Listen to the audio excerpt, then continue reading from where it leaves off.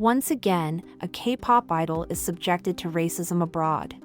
It's sad to see how these corporations so badly want K-pop idols promoting their products or their events because of their massive fan bases, but then those idols are subjected to racism and disrespect in their events. On October 1st, Jennie attended the Chanel show for Paris Fashion Week and shocked people by showing up with blonde hair.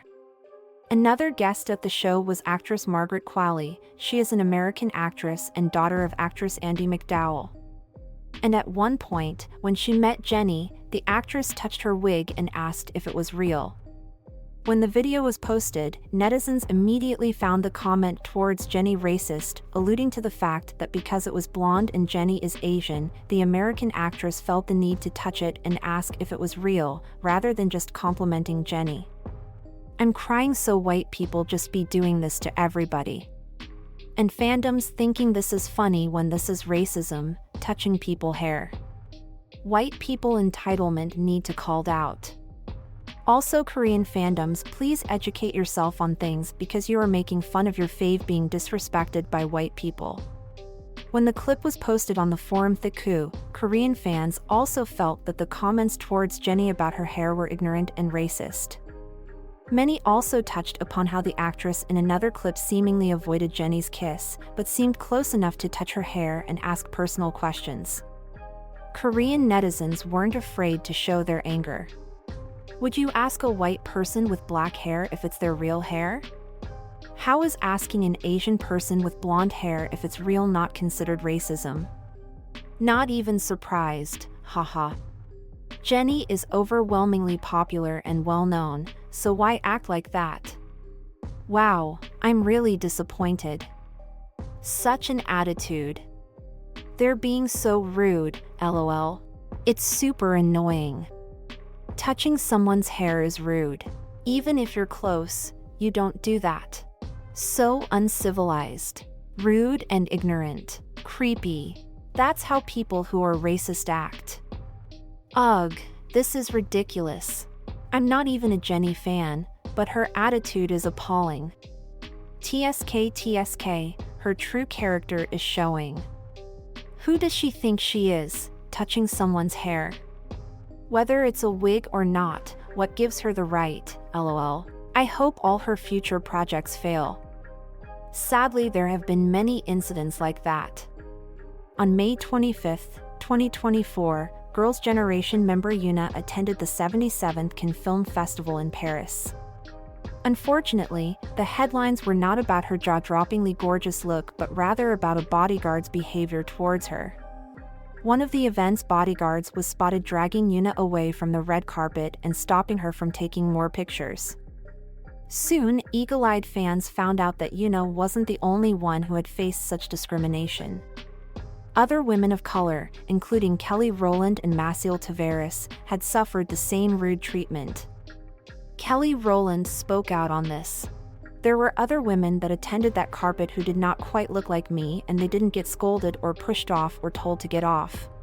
Fans felt that the security staff's actions were clearly racially motivated, as she stopped all the women of color from posing on the stairs, while white celebrities were able to get their pictures taken at the same spot without any issues. I find it so funny how the women of color couldn't get their shots because She-Hulk thinks she owns the stairs. The stairs being a red carpet is literally so the press can get shots of their looks. Somehow other women who look like this are able to get shots like this. Also, do you remember what Stray Kids had to endure at the Met Gala? One of the photographers at the Met Gala said, "I've never seen so many unemotional faces in my life." Other photographers went on to say, "They're robots, arigato," and everybody jumped, seemingly implying the boy band members are short. These encounters perpetuate stereotypes about K-pop groups, including that idols are cold and emotionless, while also showing an ignorant assumption that they do not understand English. The fact that a huge, and seemingly respectable, event like the Met Gala still doesn't invest in hiring actual professional photographers and instead lets nasty racist paparazzi harass the guests is despicable and revolting. And no one around them said anything either.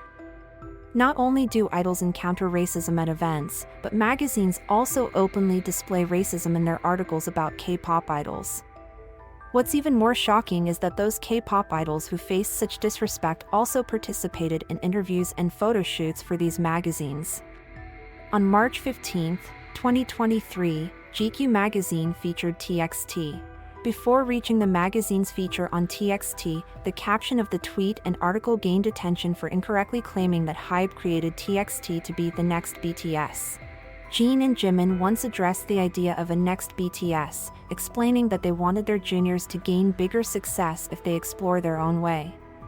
Fans commented on the post to share that sentiment and noted that TXT and BTS are completely different groups with unique colors. Why do y'all love to mention BTS when it's about TXT? Stop the comparison. Big Hit is not even pushing them to become the next BTS because there is no next BTS. BTS is BTS, TXT is TXT. Please change the caption or better delete it, cause TXT is TXT. When reading the article, fans noticed an alleged act of racism. The author, Chris Gaomali, referred to Huninkai as the Hapa who makes everyone laugh. They discovered the word Hapa is a shortened form of the derogatory phrase Hapa Haole, which refers to a mixed-race Hawaiian. In person, the TXT boys are all beautiful, yup, and reticent like shy teenagers, a little disarming, with pores so small you'd need an electron microscope to find them. The group consists of Soobin, the tall sexy one, Yeonjun, the other sexy one, also the consensus best dancer among the guys, Taehyun, the enthusiastic one who dominates the group chat, Huainaing Kai, the Hapa who makes everyone laugh, and Bomgyu, a gentle angel from heaven. The derogatory mention of Huning Kai's mixed ancestry, and doing so in a joking manner, upset fans. I was just put off by the article entirely, looking at the descriptions for the members that are something out of a 2012 Wattpad book, saying that Huainaing Kai is the Hapa that makes everyone laugh as if him being mixed is a character trait is weird as fuck. Unfortunately, that wasn't the only section regarding race that infuriated readers. In addition to incorrectly stating that Soobin was in a gang during middle school, rather than editing it properly to say a school band, they also made a glaring mistake when writing about Taehyun's inspiration to become an idol. The article mentioned him getting chills from watching a Chinese music video. The music video wasn't from a Chinese artist at all. Taehyun knew he wanted to be famous when he was 6 or 7. It was this Chinese music video, he says. I got chills watching the music video. It was so cool. Soobin also performed a gang in middle school. His favorite song to perform was Beautiful Night by Alala Session. Huainaing Kai, meanwhile, learned to play music from his dad and loved Avril Lavigne's Skater Boy. He said, "See you later, boy." In multiple interviews, Taehyun mentioned watching SHINee's replay at a young age and being inspired by them to become an idol. He remembered being amazed by Taemin in particular. The first time I saw SHINee's music video and watched their performance, I thought that they were really incredible. Adding to the poor editing that fans have called out, they noted that the article also misspelled Huning Kai's name. Since then, the magazine edited the caption and replaced the derogatory term referring to Huning Kai. Why do they insist on adding this? It didn't make it any better. Are we talking to a grade schooler? Can't they get it? Also, let's remember how German radio host compared BTS to the coronavirus during a live broadcast.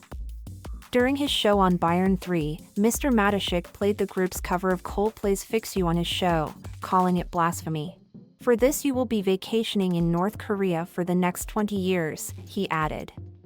Mr. Matashik then described BTS as some crappy virus that hopefully there will be a vaccine for soon as well. The host then started to backtrack, telling listeners, "You can't accuse me of xenophobia.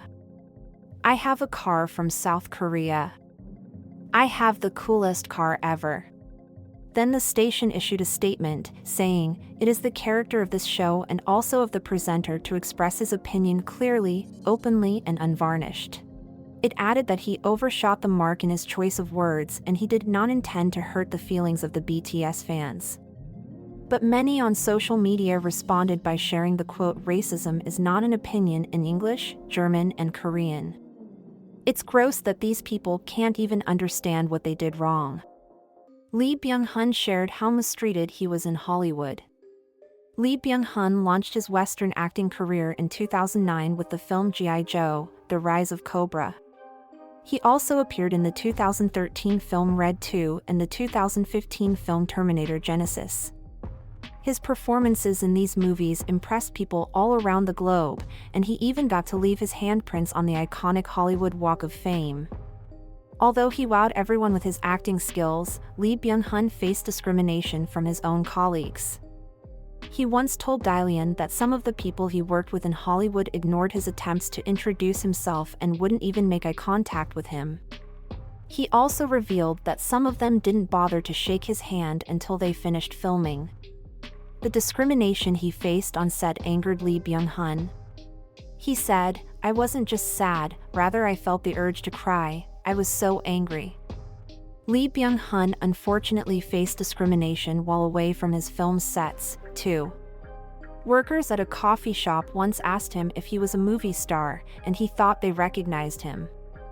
After they told him how much they loved The Hangover, he realized the workers had mistaken him for Korean-American actor Ken Jeong. Heartbreakingly, by the time he was mistaken for Ken Jeong, Lee Byung-hun was used to the discrimination. "I was just another foreign actor who couldn't speak English," he said. It's sad that with years it doesn't change. What are your thoughts? Thank you for watching and see you next time.